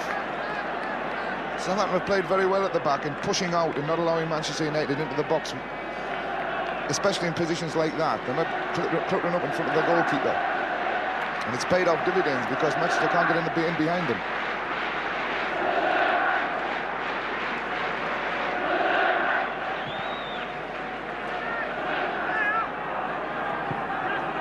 Shannon, nice touch again. Calliog. Oh, look at this. Bobby Stokes hit well. Oh, he's there! Stokes has put Southampton in the lead. A great break there for Southampton, and they're all off that Southampton bench. Bobby Stokes, only 5'7" of him. Here it is again, Jack. Yes, it was a good run, and he was just onside, I felt, when the ball was played. He didn't catch it very well, but like we said, Alec took up a good position, but the bad one beat him. And it sneaked just in the corner. It's been threatening to happen, though. So Bobby Stokes, who'd scored only 1 goal against Blackpool, 1 against West Brom, that's only his 3rd cup tie goal of the season. But now look at the other end here. Turner is through and saving it there as Daly went racing into him. Well, it could have been one of those classic occasions. Tom Docherty looking a bit pensive there, where a side goes into the lead and relaxes for a moment and gets caught. But Southampton were saved there by their goalkeeper. And now, incredibly, are this 1 goal into the lead with 6 minutes to go. Now it's Pearson.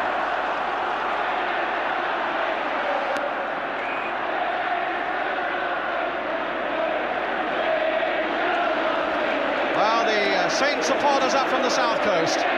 What a moment that was for them to treasure.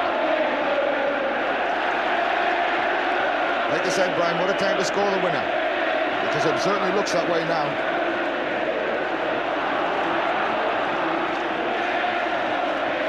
Unbelievable, starting this cup campaign at 100 to 1. Given very little chance indeed when the semi-finals were decided. How could Southampton possibly stop the might of Manchester United? And yet they've fought and they've competed and they've played well. Their breaks have got better as the game has gone on. And now, with just these 5 minutes now to go, they lead by that one priceless goal to nil, scored for them by Bobby Stokes. Smallest man in their side, and he's done the job that might count most of all. Shannon not playing a very good ball there and finding Greenoff. It's with Forsyth. Those 6 minutes or so, 5 minutes now. I'm sure to people like Laurie McMenemy on the bench will seem the longest 5 minutes of his life. That ball was out of play. It's very obvious, you know, that Southampton have actually done the homework and done it well and stuck to it. And it's paid off great dividends for them today. Explain that, Jack. In what way and what particularly have they done with their homework? 1-0 to Southampton, 5 to go. The fullbacks have done their job exactly right. They've stopped them playing down the wings. Gordon Hill was brought off because he was ineffective. Coppell has been virtually made ineffective in the second half. They've done it right. And now here's Osgood. And now here's Shannon. And away he goes again. Buchan is after him.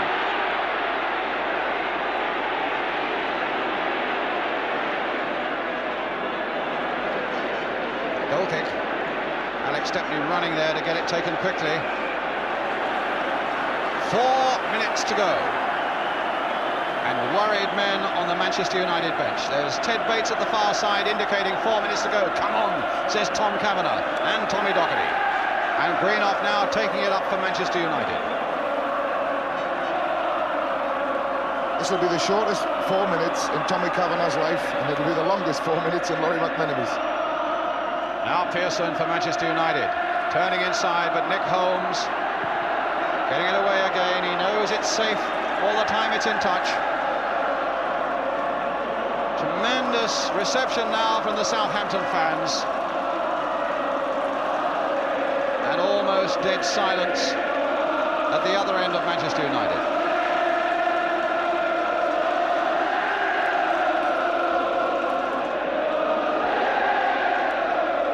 Pearson.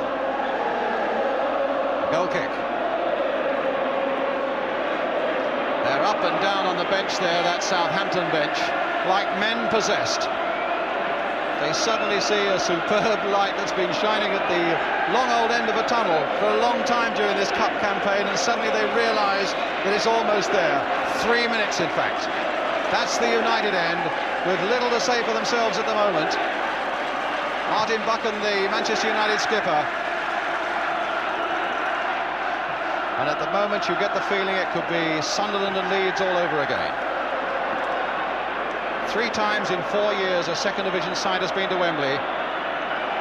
Once Sunderland they won, once Fulham they lost. And now Southampton have 2¼ minutes. 2¼ minutes to hold on to defy everybody who said that it was a one-horse race. Well, maybe it still could be Manchester United's day as Koppel takes up the running. Stopped by Stokes, the man who scored the goal. Back this time for Steele, who's given nothing away at the back. Shannon taking a nudge in the back from Greenough. Play on, says Clive Thomas, and that's what Nicky Holmes is doing. Here's Paul Gilchrist now for Southampton. Osgood's gone through the middle with Holmes outside him. Inside the last 2 minutes. Holmes now crossing it again towards Peter Osgood. And Forsyth guiding it back to Stepney. As a professional, Brian, Southampton are throwing balls in and trying to get another goal, and I think it's a mistake. At this stage of the game, they should be keeping the ball and not letting Manchester have it at all. Well, they've got 1.5 minutes left now, Jack. And it's a free kick to Manchester United that could yet spell danger for Southampton. Clive Thomas wanting it taken from the right spot. Alex Forsyth is going to sling another one in there, but Southampton have got everybody except Mike Shannon back now. Chipped a little shorter this time. And Holmes blasting it away. Exactly 1 minute to go. Don't you think Laurie doesn't know that?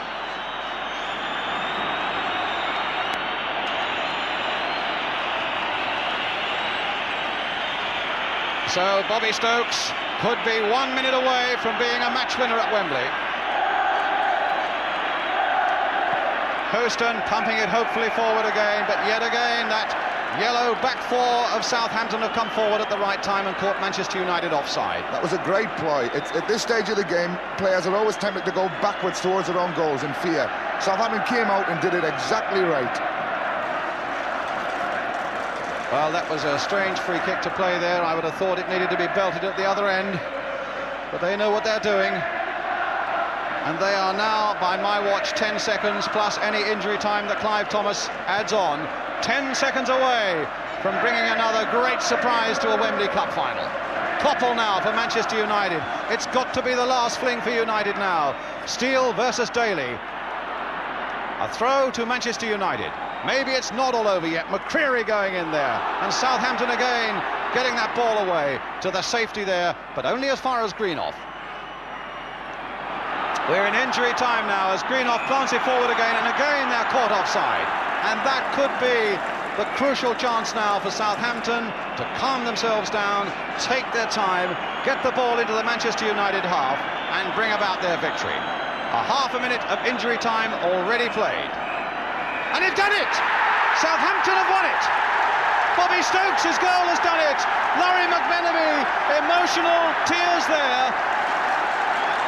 The underdogs have confounded them all, and Mike Shannon and Bobby Stokes celebrate there at Wembley, and look at those scenes of joy.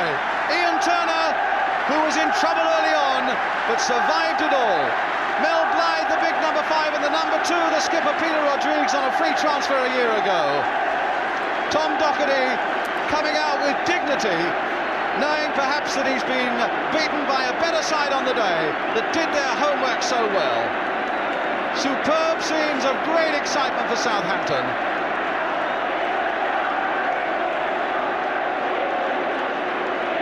Laurie McMenemy, a man who's known the real hard times. He's lost his job in the game before now, and he's had troubles before this season when Southampton could do nothing away from home.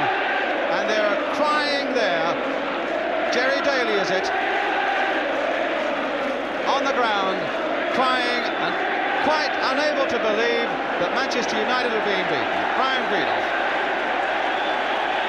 Alex Stepney looking more composed. Laurie McMenemy is on the pitch now, hugging his players. And there are 3 or 4 Manchester United players quite unashamedly crying. I was wrong, Brian, and I'm delighted. Look at Laurie. Even Milan's going a little bit at the moment.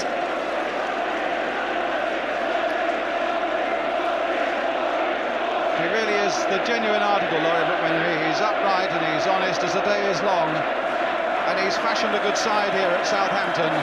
But I think even beyond his wildest dreams was a side that could have won the cup this year. So, the moment comes when Southampton go up to receive the trophy from Her Majesty the Queen. An unbelievable result. Peter Rodrigues cast on the heap, and nobody really wanted to know a year ago until Laurie McMenemy snapped him up. After a magnificent season, Manchester United have neither won the cup nor won the league. And receiving it from the Queen. Peter Rodrigues, the cup for Southampton.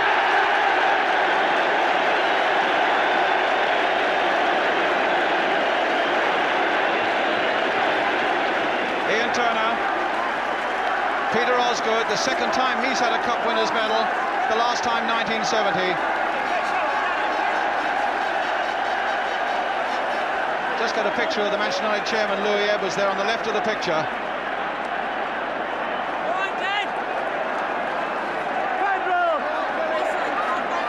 Mel Blythe, Hugh Fisher the substitute, Bobby Stokes, whose goal was fit to set before a Queen. David Peach and Nick Holmes, Mike Shannon, some tremendous runs. Hadn't worried for so long. Jim Steele, absolutely unbeatable at the back. And now the favourites, in the end, were beaten. Martin Buchan, maybe getting a word of comfort there from Her Majesty. Alex Stepney, Jerry Daly, Stuart Houston, Alex Forsyth and Gordon Hill, the man who was pulled off. Stuart Pearson, who took 1 or 2 whacks and kept going. David McCreary, the substitute, who came on, but it didn't make a lot of difference. Lou Macari, Brian Greenoff, who was crying at the end. Steve Coppell biting back the tears, and Sammy McElroy too. Clive Thomas, who had a really excellent game as the referee. These are moments that they'll never forget.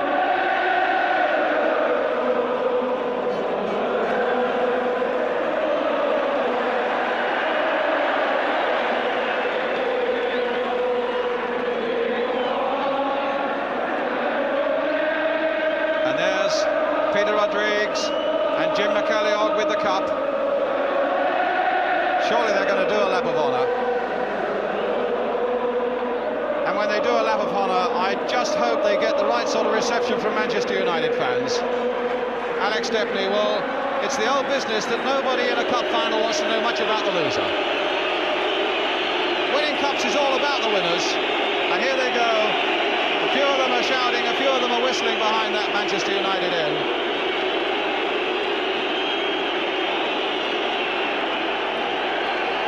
But they won it, and they won it well. And at the moment, while those scenes of jubilation are going on there, Manchester United are waving to their fans, really not quite knowing where to put themselves or what to do. Brian Greenoff really is in a bad way.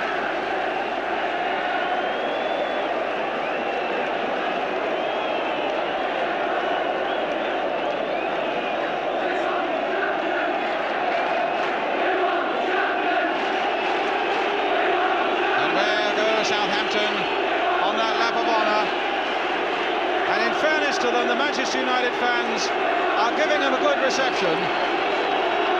Jim McCalliog, number 10. Ian Turner was the goalkeeper there. Well, they were saying, and they were going through the motions of saying that they thought they could win it. I wonder if they really believed it, and I wonder if they can really believe it now.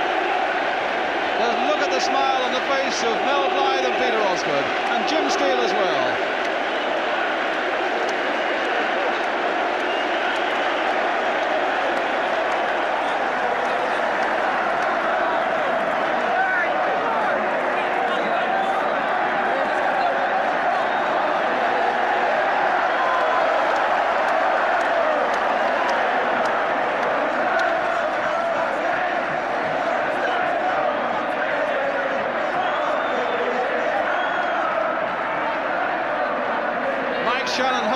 cup there. And I suggest he was holding that cup up towards Don Revie, who said that Southampton were going to do it.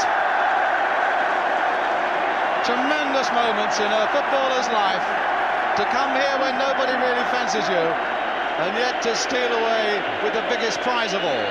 Congratulations, Southampton, 1976 FA Cup winners. Hard luck, Manchester United.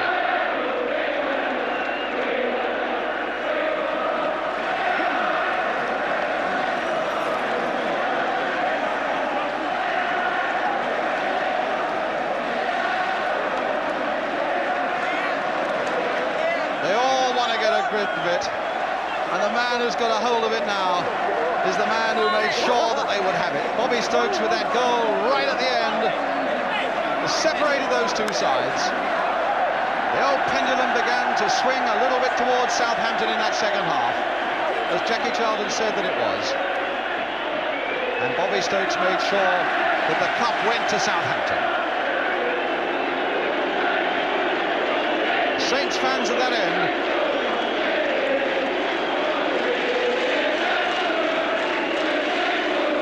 That's the prize.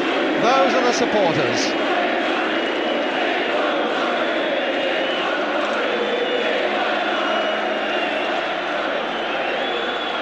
The final score in the Scottish Cup final is Rangers 3, Hearts 1. We're going to take a short break now. After that break, we'll come back to Wembley and talk to the men who've won that cup.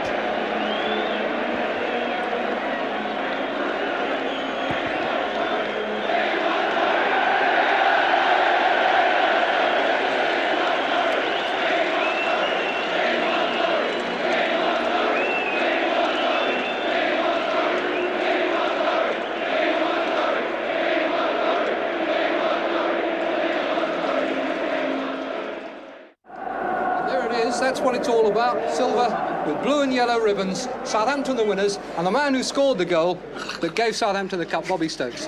Bobby, the happiest day of your career? Oh, it's got to be, yeah. Happiest day. Oh, can't savour it, yeah. There was a moment earlier this season when you might have moved away from Southampton, wasn't there? Yeah, Dana wrote to me local Pompey, yeah, but the move wasn't right, so I stayed with the boys. Really wasn't right, was it? Turned out well for me in the end. Now, what about the goal? If you watch over there, and you can see it coming up. Now, let's have it in your words when it comes up. There it is. Now, come on. Well, it's a good ball from Jim McCalliog. What a great ball. Just banked that right for me. Oh, go on then! It was in the moment I left my foot, yeah. You see it again, hold on. When you say it just bounced up right, I mean, it really was a beauty, wasn't it? Yeah. Cool, that's how you spell it. Were you expecting to see your name up in lights like that today? No. It's a fairy tale. Now, here it comes again. Yeah, brilliant ball from Jimmy Lay. It just banks his right for me. Well, hey, you don't really, you know. It's behind you. Great goal, bud. Great goal. Don't turn on my way. What a goal. Oh, they are. Great ball. Now, where's Jim McCalliog? Somewhere over there. Jim, what about that ball? Yes, well, Lace was facing the wrong way. I think I put it just a little bit behind him, actually. No, I just, when it got laid back off of Mickey, then I seen Bobby running and I just played it in. You'd managed, in fact, to play quite a few through that have put them under pressure. Mike Shannon had got through on a number. Yes, well, you know, this is what we were sort of playing to, really, up to Ozzy back, and then Mickey and Bobby running through. Peter Osgood, you said that you were in the mood today. Did you enjoy it when you got out there? Well, I don't know, it was a bit fast actually.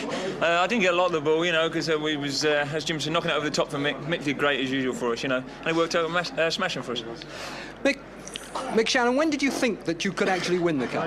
Well, I thought first half Jim knocked a great ball for me, and Alec, well, I don't know, he just got a toe to it or something to it. I mean, I thought it was in then.